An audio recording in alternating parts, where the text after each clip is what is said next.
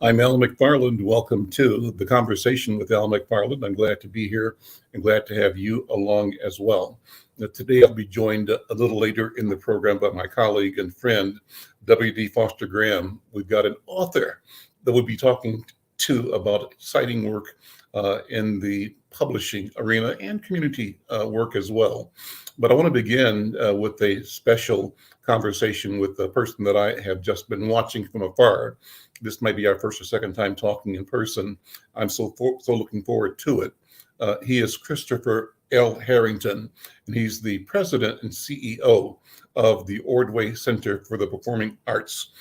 There he oversees the Ordway's wide variety of performing arts, of community engagement, of educational programming. Before joining the Ordway, he was the senior director of jazz and at the Max for Detroit Symphony Orchestra. And he was responsible for marketing, programming, local, national, international talent, ensuring a sustainable business model. He's also had experience working for the Detroit Jazz Festival and WDET-FM, Detroit's NPR station. Christopher Harrington holds a Master's of Business Administration degree and a Bachelor of Music from Wayne State University. He's a trusted advocate for the arts and local community. He currently serves on the boards of the Association of Performing Arts Professionals, the Live Arts Centers of North America Foundation, and the St. Paul Downtown Alliance. In addition, he co-chairs the Association of Performing Arts Professionals Membership Committee. His recent honors include Wayne State University's Arts Achievement Award and the inaugural Marlowe Studemeyer Award for Innovation and Community Collaboration. Chris, so good to meet you. Welcome to the conversation with Al McFarland. Thanks so much, Al. It's such an honor to be here with you today, and thanks so much for the warm introduction. I really appreciate it. Well, I've just been aware of you because we thought your arrival deserved heralding, and we did our part to put you on the cover of Inside News when you first got here, but it's hard to believe it's been 2 years already. Yeah, well, I thank you for championing that and putting me on the cover of such a prestigious publication. I will say that has made the rounds. My mom has a couple copies of those, and I know that a mutual contact has it. Robin Hickman Winfield has it framed in a classroom. But it really means a lot that I've been supported and embraced by this community. And, they say time flies when you're having fun. So it's been a little bit over 2 years now, but really, really great community, and really appreciate how this community has opened its arms to me to support me, particularly as I do work here at the Ordway Center for the Performing Arts. Well, the Ordway is a special place. You know that. You've learned that, I'm sure, but you know it in your bones now because it's a place that's, I think, near and dear to the Black community and other communities of color.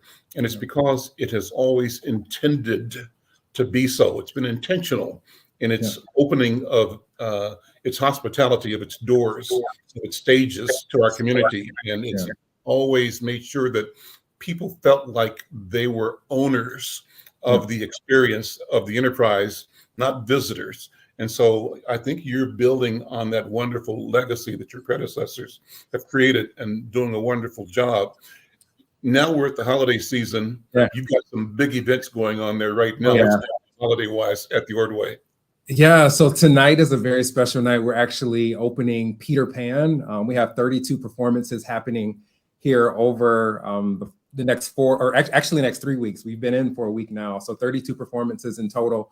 Peter Pan, it's an all new production, rewritten by Larissa Fasthorse, directed by Emmy Award-winning Lonnie Price. So really excited about that. So we kicked off on December 6th last week, and tonight is our official opening night.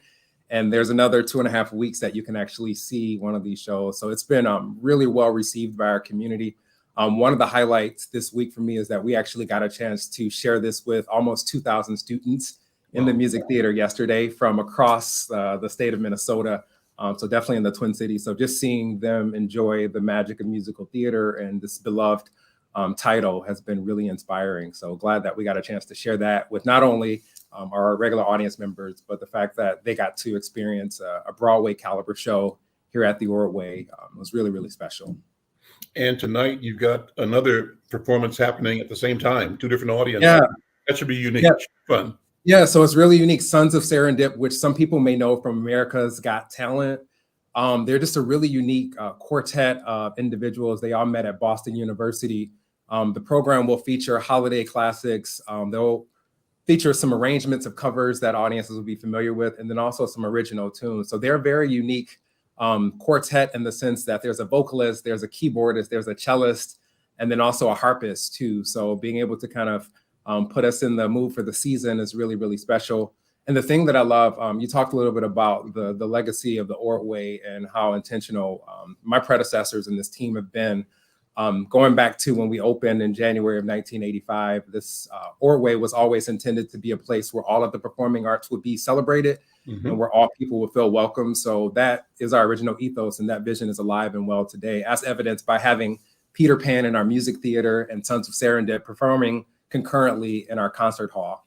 So what I love about that is that people are going to be coming to one or the other show, and they could be sharing the lines at the bar or going to the restroom or just coming to the same space and knowing that this is a place where people can have unique and meaningful relationships that are important to them. Makes me feel proud to lead an organization like the Ordway. I had a chance to speak to a group of your colleagues several years ago. It was a group called the Twin Cities Large Organization, but some long name, but they had people in from, I think, from Nielsen on a panel discussing audiences and demographics and shifts and reach and intent and impact. And, the question came up, and I'm a newspaper guy, I'm a critic, and I'm critical of posturing, but not delivering. And so the question came up, what's happening in the arts community? And I was critical about, you say this, but you don't deliver, you don't do it. It's almost like empty, it's like a game. And so the question came up, well, who's doing the right thing? And it didn't take me a second to say the Ordway. Out of all of you here in this room, one organization stands out, and that's the Ordway. They deliver, they live the promise, and they deliver on the promise. So I'm glad that you there now lead that organization, because your presence is also a symbol, a sign, a reflection of intentionality, and I think it's a wonderful thing. Let me go back though and ask you. You mentioned your mom. Talk about you, about Chris, and your family, and how you have come to this work, come to the arts. Yeah, sure. So I talk about my mom, who again was my first superhero, and really, to the extent she could with the resources we had, make sure that I could have access to the things that were important to me. So music has always been a critical part of my life. I was sharing just in the backstage room. You talked about the award that I received a couple of weeks ago, and I often have to give a huge shout out to my elementary music school teacher, Audrey Northington, who exposed me to jazz and show tunes and folk music. And when I think about the progression of my career, which has always been involved with music, you just share the organizations that I've worked with, but I always have to connect those dots back to those early introductions to music that have always been surrounded in my entire life, but also going to places like the Ordway in my hometown of Detroit, because, again, if you can see it, you can become it. Representation is so important. So I got a chance to be transported to worlds that were beyond my community and being exposed to so many different things. And it was my mom who, made a lot of that possible in the community of supporters that allowed me opportunities that I wouldn't have otherwise had access to. So it's one of the reasons why it's important for me personally, but also professionally, to pay it forward. Making sure that I make time to meet with folks who want to get into the music industry or the performing arts space, or to go into business, because someone took a chance on me. I have extraordinary mentors that have still in my life, and I still go to them as they're a constant fount of inspiration for me. But just going throughout my career, and I wouldn't be where I'm at now without the community of supporters. I ask our guests to talk about their own lineage and legacy, if you don't mind. Whose shoulders do you stand on? What line are you the center of at the moment? Yeah. Oh man, that's powerful. I would say that there's no accident that I'm here, and you talked about the legacy here, and I've already mentioned Robin Hickman Winfield taking our place center stage. There's so many incredible things that have happened here at this organization. And I stand on the shoulders of giants of all the individuals who've come before me, but also those individuals who sort of made sacrifices to ensure that I could show up, in 2021 as the president and CEO of one of the most prestigious arts organizations in the community right here in downtown St. Paul. So I stand on the shoulders of all of those giants here in the Twin Cities, but also in my community. I talk about my mom, who's a huge resource. I've talked about my elementary music school teacher. I have so many mentors, and I could probably take the next hour just to go down those lines. But I often think about Ann Parsons, who was the former president and CEO of the Detroit Symphony Orchestra, who was a big mentor. Folks like George Hill, who owns Diversified Chemicals, who have been a really great supporter of me. Kendra Whitlock Ingram, who leads the Performing Arts Center in Milwaukee. And then also Tori Allen, who I'll just lift him up because he has been a huge supporter. He's the president and CEO of Arts Midwest. And Tori has been an incredible supporter of me even before I got to the Twin Cities, and is still a huge supporter of me now, and have really enjoyed becoming part of this community and all the support that I've gotten from being here in the Twin Cities. That's awesome. Let me drill further though about your family. Talk about your mom's mom and your dad's dad, and that So lineage that makes Chris Harrington. Yeah. So I would say one of the things that I often have to, I think I mentioned this earlier. My hometown is Detroit, Michigan. Blue collar, hardworking. There's a lot of parallels between the Twin Cities and the Motor City.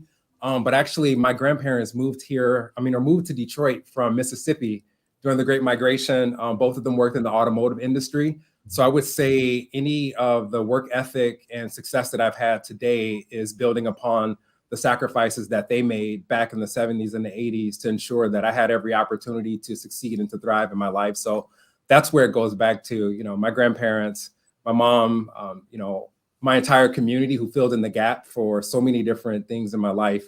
But I would say that it goes back to the sacrifices that they made coming from Mississippi, Jackson, Hattiesburg. What part of Mississippi? What towns? Yep, Jackson and Hattiesburg is where my people are from. Okay. Well, my wife is from a town just 20 minutes south of Jackson.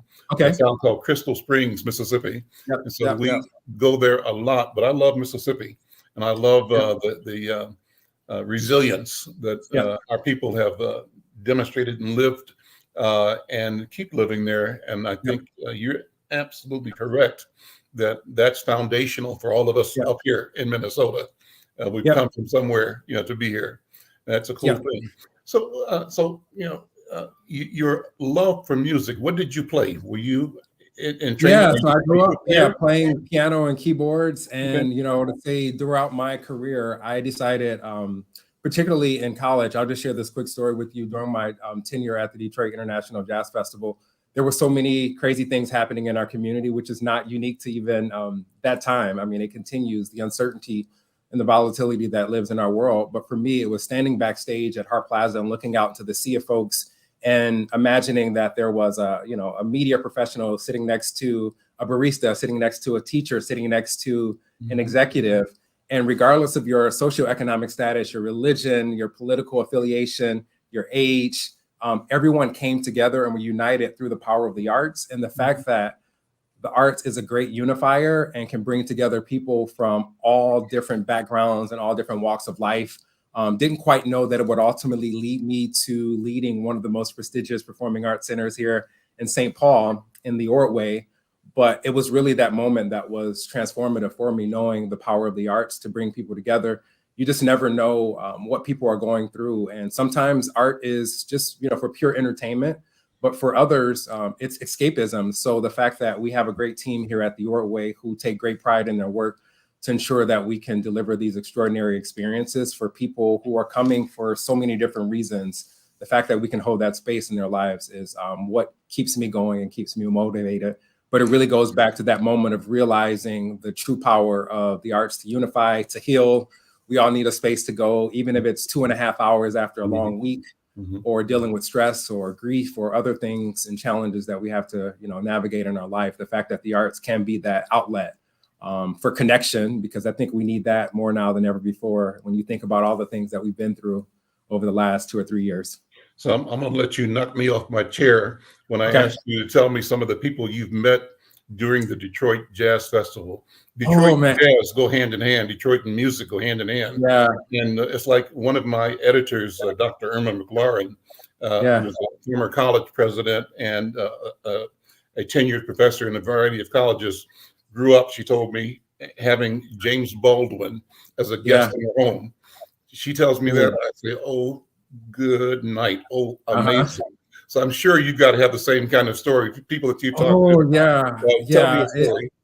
It's kind of crazy that I've met a lot of my heroes, even so earlier in my career. I mean, one that comes to mind immediately now is I'll start with the living giant that's still very present in this community. And when you talk about a trailblazer, this individual is really just transcending every genre, every box that you can put him in, and that's Terrence Blanchard, who is a friend and colleague, who is the first African-American composer to have an opera premiere at the Met, and it's over 140-year plus history. Wow. But I've got a chance to actually met Terrence during my tenure at the Detroit International Jazz Festival. We worked at the DSO and are still now very connected, but being able to kind of see his legacy, not only in jazz, but in opera and so many other spaces to inspire. And one of the quotes that he often shared when being interviewed about Fire Shot Up in My Bones or Champion was that he was the first, but his intention is to not be the last, and to make sure that you can pull people up and lift as you climb. That's been really important. I've had the chance to meet Dave Brubeck. I've had opportunities to meet Lady Gaga. I mean, it's been kind of crazy, even in the Broadway space.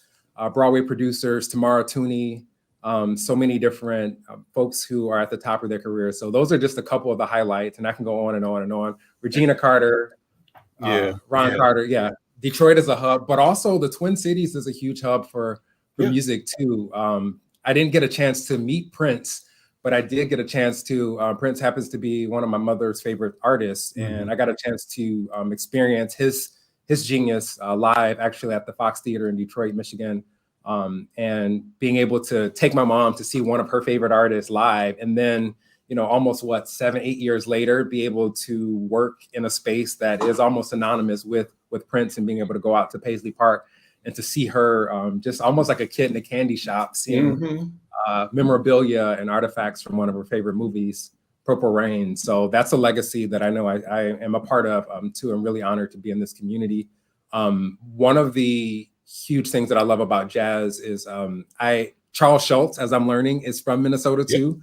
So Peanuts, that played a really critical role. Vince Guaraldi, this is one of my favorite holiday soundtracks. So knowing that has, deep connections to the Twin Cities is really important to me. And then Sounds of Blackness, who we've gotten a chance to work with. Optimistic is a tune that I heard growing up, throughout my life. It was actually my alarm clock ringer for a very long time. So little did I know that I would ultimately end up being in the community that is almost synonymous with Sounds of Blackness as well. So just getting a chance to know and work alongside the legend Gary Hines, Jamesia Bennett, who has been involved not only musically, but also as part of our Broadway at the Ordway series. Last year, she played Mrs. Potts in Beauty and the Beast, and we're actually going to be bringing her back for an evening of jazz and blues and soul on February 23rd, 2024. It's hard to believe that a new year is among us, but so glad to have Jamesia come back. But it's just a town that's so rich, just in terms of arts and culture. And then, the last thing that I'll share is last night, my wife and I, we try to get to as many things outside of the Ordway because we spend so much time here, but we got a chance to go to the Dakota Jazz Club last night to see another Minneapolis native, Jose James, playing with the great pianist, Christian Sands. So, one of the things that I'm able to share with colleagues all over the country is Jose James, the singer. Yep, Jose James, the singer, and played with the pianist. His dad is a horn player, Yeah. And he played with my brother's band. Nice. Ipso Facto, the reggae group. Okay. So we're connected. Okay. I mean, he shared so many fond stories of growing up here and just sort of how he's progressed throughout his career. But the Twin Cities definitely punches above its weight class in terms of arts and culture, considering the fact that on any given night, you can come to places like the Ordway to see Peter Pan and Sons of Serendip. You can go to the Mhm. Dakota to see folks like Robert Glasper or Jose James. Mhm. We've seen things at the History Theater. I know that Christmas Carol is at the Guthrie. Mhm. Black Nativity is at Penumbra. So just on any given night, you can go and see the best in theater and the performing arts, visual arts. So it's a really special place, and honored to have the ability and the privilege and the honor to work alongside so many people who love and care about this community and who continue to support it, because it doesn't happen magically. We need folks to come out and to buy tickets. We need sponsors to support it. And it really takes a village. I often ask musicians in particular, but I can ask it of actors as well. Talk about the moment you experience transformation on stage as a viewer or as an expert audience member. That's what I call myself. My role in a performance venue is to be a good audience member, right? Yeah. And I come expecting and looking for something to happen, and I know it when it happens, and I describe it as a feeling of both exchange and confirmation. So my question to artists always is, how's that look to you? I'm telling you that, I was with I was watching McCoy Tyner's band over at a club on Lake Street, and after the set, I think who was it? Baird Lancaster, horn player, and Herbie Lewis, bass player. Yeah. And I walked down the street so they could buy some pop or water or soda or cigarettes or something, like whatever it was. And Herbie was saying, man, what kind of crowd is that? It was a nice crowd, small joint, because we played our butts off and nobody applauded, right? And so I said, I get you, but who would applaud God? Yeah. When God is revealing himself, Yeah. doing the God thing, Yeah. you are so taken by it that it would be almost sacrilegious and profane to do something so simple as applaud, right? So that's the power. And the music we saw, brother, was McCoy and the band came out and they started playing something that looked like they were playing on a cloud, out in the cosmos. And then bit by bit, bar by bar, it seemed like they were descending to the earth, to the meadows, and rolling over the beautiful countryside. And you have the feeling that they were approaching some urban center, some crisis place, and it got ugly quick. And at a certain time, it's like they said, you know what? Let's go back. And they zoomed me back out into the cosmos. I said, that's what I saw in the audience. Yeah. What did you see? So what do you think the artists are seeing as they're doing what they do when they get into it? Yeah, I would say audiences come from it at so many different points, because you're very astute and, definitely has deep ties into the music and just this heightened level of awareness and consciousness and understanding of the music and the role that it plays in so many different facets of life. But one of the things that I really enjoy most about, Broadway musicals or live arts or even visual arts is the fact that it brings people together, and it will take you wherever you are. So going back to Peter Pan, I saw it yesterday when we experienced it with 2,000 students. They caught on to jokes that necessarily adults didn't catch it, but they got it immediately. And it's almost a different show depending on who's in it. And going back to the point of transformation for you, I could probably, again, talk for the next hour on just experiences I've had seeing jazz legends like, McCoy Tyner, who I worked with during my time in Detroit, and Herbie Hancock and Wayne Shorter. So many stories there. But I would say one of the most transformative was, you don't really realize what you have until it's gone. And I remember the 18 months that organizations couldn't bring audiences in for reasons that we won't talk about now. But it was that first performance that everyone got a chance to come back into, the performing arts space, whether that was outside and socially distanced or back into places like the Ordway, and just the range of emotions that people felt, because it had been 18 months since they had gotten a chance to see a production like Peter Pan or, a visual arts piece at the Walker, or just so many other different styles of music. So I just remember tears. I remember hugs. I remember high fives. And that sticks out most recently to me. And for me, I always encourage people to think back to that first show that they saw. a couple of years ago after the reason that we won't say, I don't, want to bring back up something that hopefully is in our rearview mirror, but you know exactly what I'm talking about. And I hope that people will hang on to that moment too, because again, with the performing arts, it's live and in person. You can't fast forward, you can't rewind it, you can't pause it. You're enjoying it, you're applauding, you're applauding together, you're laughing together, you're gasping together, you're having sort of that cosmic sort of out of body experience together. And that's something that can't be replicated, can't be recreated, and really appreciate communities who lean in and support unique experiences like that. One of our viewers had a comment for you, Chris, and you've got to go because you've got a busy day for your big event this evening. But I think the comment was from Jacqueline Denise. Can people still volunteer to usher at the Ordway? Absolutely. Ms. Jacqueline Denise, please reach out to us. I would just say info@Ordway. If you send out an email, someone from our guest services team will definitely reach out to you. I know that we were talking about my favorite quote earlier today, and that's teamwork makes the dream work. And I think a lot of people come into the Ordway and they see, productions like Peter Pan or Sons of Serendip, and they see what's happening on stage. So the quartet of Sons of Serendip will be there, and there are about 24 cast members in Peter Pan. But what they don't see is the hundreds of folks working in and around the Ordway to deliver the magic, the fairy dust, and the extraordinary audience experience. And our ushers and our volunteers and our guest services and hospitality teams play such a critical role in delivering that unique experience. So we really rely on volunteers and ushers at the Ordway. So absolutely, please reach out to us. We would love to discuss further. Chris, thank you so much. So good to see you. What a wonderful conversation. We'll come back and take some deep dives. I enjoy chopping it up, know. No, I enjoy chopping it up too. And Al, I hope that you'll have me back soon, and definitely will spend the full hour and really appreciate you sharing your platform and the great work that you do in this community, and hope that, I'll see your viewers here at Peter Pan or at the Ordway in the near future. So all of our upcoming events are at ordway.org, and look forward to meeting you in person soon, Al. Awesome. Thank you so much. We'll see you. I'm Al McFarland. This is The Conversation with Al McFarland. Thanks so much to Brother Chris. What a wonderful conversation. I'm going to come back with part 2.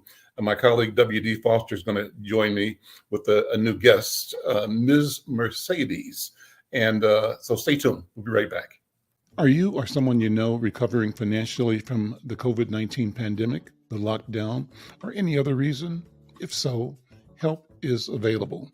Findhelp.org is a site to find a wide range of resources, including food, medical care, and more. The best part is based on your zip code. Visit findhelp.org, enter your zip code and the service you need. You'll get a map directing you to the organizations that can help you. Help is waiting at findhelp.org. If you need help starting anew, findhelp.org is the site for you. Well, I'm back. I'm Al McFarland. Welcome back to The Conversation with Al McFarland. We continue. And again, thank you for listening, for being a part of the program. You can support what we do by becoming a subscriber. You subscribe by going to our YouTube channel, YouTube.com/Insight News MN, and click the subscribe button. Costs you nothing. It means you get notification when we're going live and other information about what we're doing. A special thanks to Minister Jacqueline Denise. She also said in her note that she used to bring her high school students group to usher so that they could get volunteer hours when they were seniors, which is a wonderful strategy. And that's providing marvelous exposure, experience, and opportunity for them to see, a wider world. So Minister Jacqueline Denise, thank you so much for what you've done. And thank you for communicating with us. Blessings to you for all the work that you do as an educator and leader in community. Well, let me bring in my colleague, W.D. Foster Grant. W.D., how you doing, man? How are you? Hey, Al, grateful to be here one more time. Well, like me, grateful to be here. Absolutely. Every breath is important and a gift. So I celebrate every breath I take and I'm truly grateful. Well, let's have you introduce our next guest. I said her name is Ms. Mercedes, and let's talk about her and bring her in. But you do the introduction if you would. Thank you, Al. Well, I definitely had the honor of meeting Ms. Mercedes, as she is known, through the Black Children's Book Fair that is held in August, as well as the Minnesota Black Authors Expo. But to give you a little bio about her, she has been part of the public education system for more than a decade, building her experience in areas of special education and behavior. And she has seen how technology has made an impact on today's youth, which inspired her to start a new venture as a virtual educator, also known as Ms. Mercedes. She's an inspiring mother to 4 boys, dedicated to providing an enjoyable learning process with a culturally diverse curriculum that instills pride in children of color. She urges young adults to view their history using a positive frame of mind, and her creativity has no limitations. Mercedes incorporates video games, comic books, and animations into her teaching methods. She strongly believes that today's kids hold the key in creating a better future. And of course, she's passionate about guiding this generation to unlock unlimited abilities of their hearts and minds. Her so-called superpower to make this change is an infectious positivity that Mercedes carries wherever she goes. So it is my great pleasure to introduce Mercedes Yarborough, but we know her as Ms. Mercedes. Welcome, welcome, Hello. welcome. Good I'm afternoon. also known as your kid's favorite teacher. Welcome to the program. What a wonderful introduction, first of all, and so glad to meet you and have you here. First question is, have you talk about what inspired you to become a virtual educator? How did you create yourself as a virtual educator? What is it? I mean, the term might be new to some people, but you're in new arena, new space because of technology. Mhm. Tell us what it is. Educate us about being a virtual educator. So it really started during 2020. I just seen a shift and change of how the world was moving, and a lot was digital. And I like to read a lot, and everything I was reading was just saying we're heading into a tech universe. I'm sure many people are aware of like the metaverse and just the presence of social media. So online presence is very important. And I was originally on a venture of creating my own business. It was a shoe designing shoes, Sprinkle My Feet, where you customize shoes. And I would do birthday parties teaching kids how to customize shoes. But then when COVID happened, I'm like, I'll be out of business because of social distancing. And during that time, I was still working in the schools and we had distance learning. And I was like, man, school is so boring. Um, I have to make this fun. What can I do to make it fun and creative? And then the unfortunate George Floyd tragedy happened, and I had to get off technology just because um, I'm a very happy, positive person. But during that time, just so much negative was happening. So I would see it on the news, get notifications through social media. So I did like a technology cleanse. And during that time, I started reading, and the only new books that were in my house were the ones that I got my husband for Father's Day. And there were 7 books that Nipsey Hussle recommended. And all of those books were just about like the power of the mind, spirituality, business, and um, something clicked where I was like, oh, I'm going to reinvent myself as a virtual educator because that's where the world was heading. And the education system just wasn't working. So I was like, I'm going to try something new and create myself as a virtual educator. You can explain that slide. Yes, so this is my website, MizzMercedes.com. There you can play my Black to the Future video game for free. And the Black to the Future video game is based off the comic book that I made called Black to the Future, which is about inventions made by Black inventors and their inventions. And as I mentioned before, Nipsey Hussle, he's somebody that I really admire. And like he would put his community on South Central LA, Crenshaw. I did that. I do that through my work. So in Black to the Future, I also feature Black owned businesses and clothing designers. So all of the clothes on the characters are made by Black designers from Minnesota.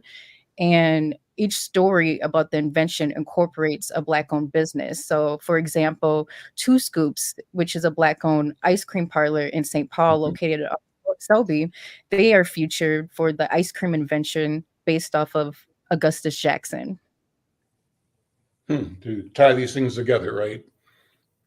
Yes, so working in education, I just noticed nothing positive was reflecting our kids. And I Mhm. remember during History Month, um, just seeing the kids' faces reminded me of when I was a little girl, of just learning like you got to sit in the back of the bus, Martin's dream, and just everything didn't make me feel good, or even that we were oppressed in slavery. And um, during the summer, I would work as a Freedom School intern, and Freedom School is different. It's fun, it's for us, by us, and I was exposed to history that I didn't know before, such as we are inventors. So I was like, I need to reinvent what we're learning, because who wants to go to school and learn things about their people from a negative lens? It's not going to make you Mhm. feel good. You're not going to be engaged. And right now, graphic novels is the thing. So whenever kids want to read, Yeah. it's always a graphic novel. So I was like, I'm going to make a comic book where it's educational, they're learning, but I'm also going to incorporate things that they see in real life so they can put a connection. So that's kind of what inspires Ms. Mercedes too. What you see online is what you're going to get in in real life too. And it's also a teaching moment for our generation, because with the evolution of technology, a lot of people are pretending to be things online that they're really not. And I Mhm. want to inspire this generation to just be their true authentic self, and see like, wow, like what I see online of Ms. Mercedes is actually what I seen in real life too. And you'll see me at parks with kids, at sports games. I'll be at your school, and they can also reach me online. Well, I, for one, say I loved your comic books when they came out because, like Al and I came from that generation where you had just Superman and Batman and Green Lantern and the Flash. But Mhm. Black to the Future, yeah, that touched my heart. So that being said, about one of your latest comic books, what inspired you to write Going Back to Rondo? So going back to Rondo, I'm from the Rondo community. And I didn't really know too much history about my family's impact in Rondo until I started working on the comic. I live across the street from Central Village Park. And when I released the Black to the Future comic, I would see parties or like gatherings happening. So, trying to promote my new book, I would walk across the street and just network. And one of the people I met happened to work for Trust for Public Land. And they were in the process of bringing awareness to revamp the park. And when they found out about the comic book, I had a meeting. They're like, we'd love to learn more. And that kind of opened the door to creating the Going Back to Rondo. So Going Back to Rondo is actually a trilogy series. And the second one, called Rondo Days, is almost done. So it'll be released early of next year. And then the last one is going to be fully based on Central Village Park. So I'm really excited to get those stories out. I learned so much more about my family. I've gained new mentors, like Floyd Smaller is one of my good friends now. Dee Dee Ray, she's my neighbor as well. But Sharon Garth, a lot of people who were just very influential in building the Rondo community helped me along with these projects. But they also inspired me and kind of unlocked my superpowers and to what I'm starting to become as like a leader in my community, with just keeping the spirit of Rondo alive. So, speaking of superpowers, oh, our viewers would like to know what they are. Could you elaborate on that? Yeah, so just from an educator's perspective, I believe that educator's job, especially a teacher, their job is to inspire. It's not to take tests and rate kids on what they know. It's to help them unlock who they truly are. And when a child is inspired and dreaming, that's when the magic happens. So my superpowers is my love and positivity. I spread love and just have a strong magnetic energy that people can feel when they're around me. And I think that's has been my superpower in just creating meaningful events that are engaging and are healing for people too. This summer, I re brought back double dutch, so I had two double dutch events that were perceived really well in the community. It actually started a team as well. So now people reach out to me for double Dutch instructors or just to teach their kids as well. So yeah, the love and positivity just keeps on opening doors for me. So I believe that's my superpower. Awesome. Awesome. One of the questions I have, I'm so glad to have you to see what space you're working in, but let's talk more about technology and our children. How does technology affect our children presently, and what do you forecast, perceive as the future of either us uh, winning with and through technology or being victimized and subjugated through technology? Which one is it going to be? Or maybe there's not an either or. I don't know. What are your thoughts? As I mentioned during 2020, I went through like a spiritual awakening of just reading and disconnecting from technology. And that's when I started having these visions of a spiritual warfare. So a lot of times when I speak with people, I always say we're in a spiritual warfare with the evolution of technology because I've seen the evolution rise at a dramatic fast pace. And when I was working in the education system, I was working at a Chinese immersion school called Jiming.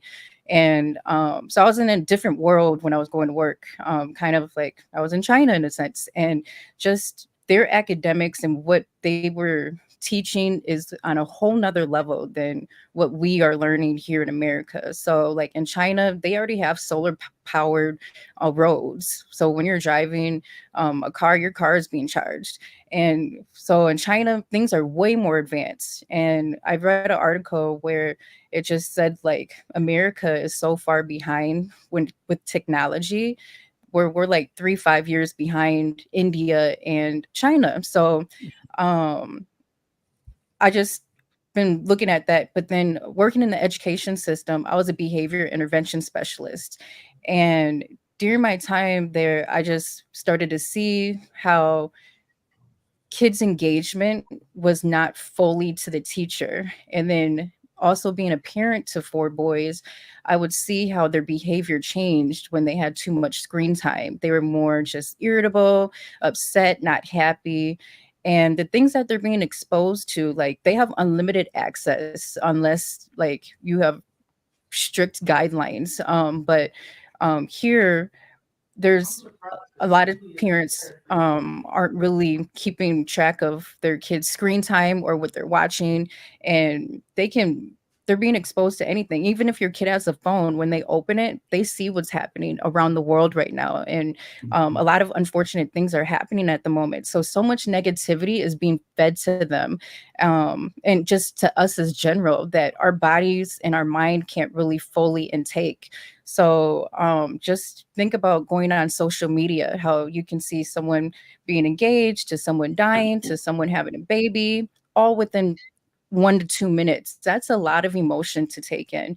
And I started to see how our generation of youth, they were starting to see life from a negative lens, but also from a selfish lens, meaning they could only see and feel from their perspective. They weren't able to really understand another person's feelings. So working as behavior specialist, I did a lot of emotional intelligence work with them, like getting them to understand other people's feelings and why a scenario played out the way it did. Like, hey, you said this and that made this person feel that way. So in response, that's why they did this.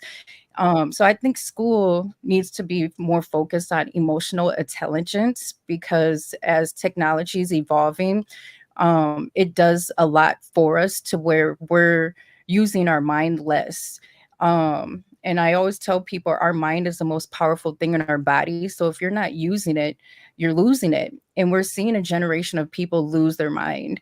And we're also seeing a generation of people become soulless. And that's leading to my next project that is in collaboration with my fiance, called Broken Robots. And it's to inspire this generation to be a broken robot. And that's somebody who has a mind and has a soul and is just being their true authentic self, because robots do not have a mind. They do not have a soul.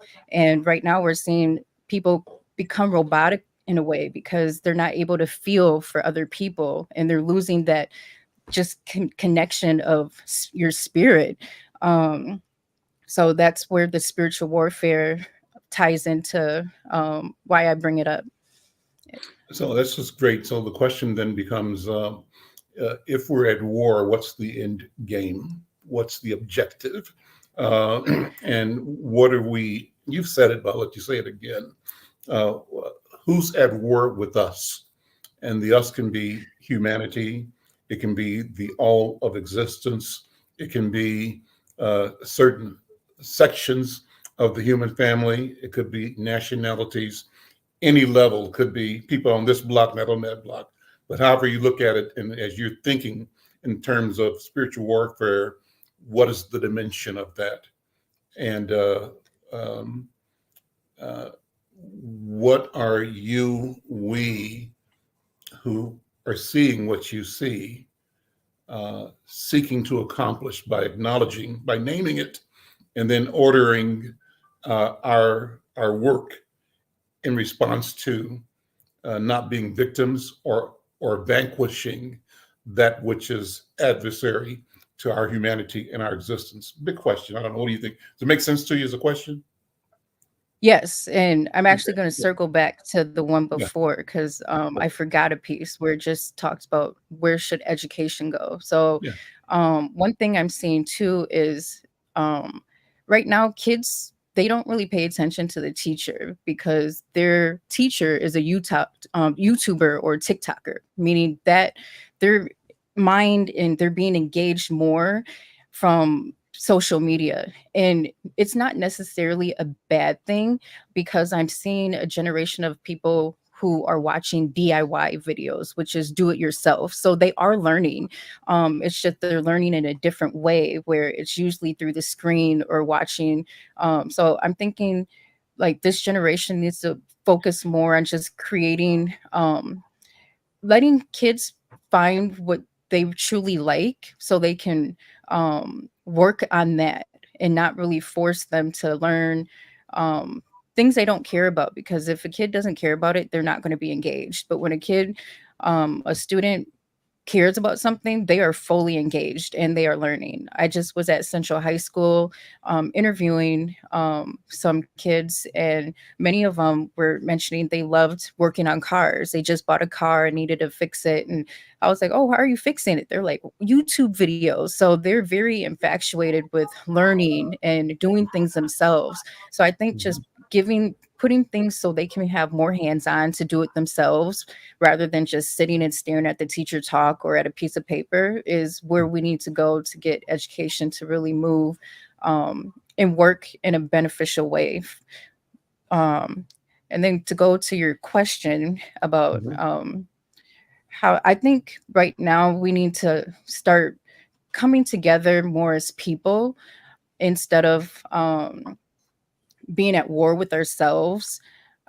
Community is huge. Like working in collaboration, it doesn't matter what ethnicity you are, like coming together. Like right now we're seeing a war happen. Like, no, we need, the real war is against technology. And my advice is for people to just be educated and be in control of technology. So I'm not saying don't use it. I'm saying be in control of it and don't be controlled by it, meaning you're spending 5 hours a day staring at TikTok videos or on social media, but you're actually in control, learning and implementing what you want out of it. So like artificial intelligence is a huge conversation right now, and it the term I like to use is work smarter, not harder. So AI actually really does help you and can help you work a lot faster. Like when you're editing and making videos, now you can program your AI to know how to do that for you and get done within 10 minutes compared to spending 5 hours editing.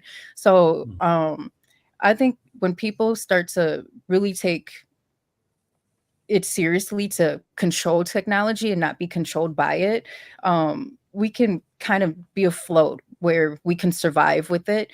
But it's going to get dangerous when we are not using our mind and we're just letting technology do everything for us. And working on the Going Back to Rondo comic, I was really inspired talking to a lot of the Rondo elders because they were like 80, 90 years old, and they were able to tell me things that happened when they were in childhood. They remembered addresses, phone numbers, they remembered everything. And I was just amazed at their memory.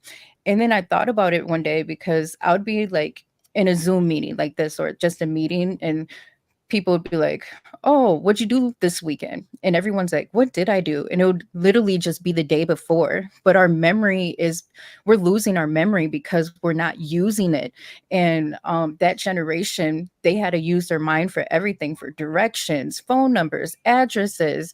And now we don't use our mind in that way. So just encouraging people to keep using your mind and not be so dependent on technology, to stay strong-minded. And I believe that because we're not using our mind, it's actually causing us to be more depressed, have anxiety, mental illness. And that's why there's a rise in so much just mental illness right now. And it's because we're a weak-minded generation. Well, that being said, can you share a little bit of your work?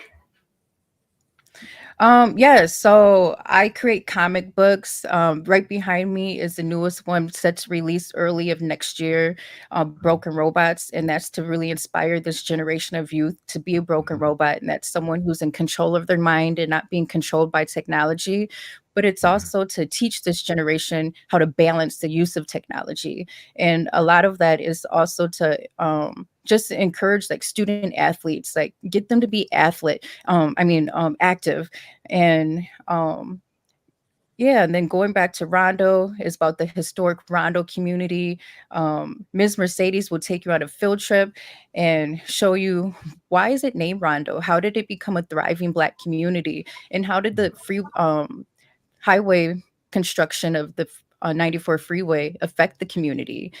And then Black to the Future, I mentioned what that was about. And then the first one is fully just strictly on St. Paul, but Black to the Future is a mixture of St. Paul and Minneapolis. And Black to the Future 3 will be out February for Black History Month. So I'm really excited for those. How does a comic book get created? Do you do the artwork as well, or do you collaborate with other people to make the comic book? I am an artist. I can draw looking at things. So I can look at anything and draw it. And that was one of my ways to build relationships with students. I'd be like, "Hey, you do your work. I'll draw you a picture of Pikachu." And they'd be like, "Okay." And but for me to, because I produced 3 of those comics within the same year, I would collaborate. That's just working harder. I mean, working smarter, not harder. And I would use Fiverr. It's an online platform, a freelancer so a lot of my artists work from other countries. And yeah, but a lot of it's my vision. So I would, like with the Black to the Future comic, I was very intentional. Like I want the ice cream truck to be coming out similar to how the car did in the Black to the Future movie cover, but it's going to be an ice cream truck with 2 scoops. And same with the Prince cover. I was like, I want him to be the forefront, and I drew Prince and I drew the other characters on the side. So I do a lot of the drawing, but I hire professionals to really make it pop. And then afterwards, I'll add my own details. So like all the glitter glam, I added that And then in the comic books, I create my own pages, like the history pages. I did all those myself. And I have like fun games like crossword puzzles and word searches. I did all those myself. Does the work talk to you as you're producing it? When you're drawing or writing a comic book, uh, are you, how are you feeling? How's that process internally? Is the page or the idea speaking into your mind or into your consciousness? How does it happen? I'll definitely say you have to be like locked in or in like the mood. That's what has been taking a while for Broken Robots to release. It is done. There's just some editing, and me and my partner, this is I just know this one is going to like change the world. So just being very patient and trusting and knowing when the time is right. But I also been telling people like you can feel God. So like I'll get like chills or like a warming sensation in my body when I'm working on certain things or get ideas. And that's when I know like this is it. And that's what I need to do.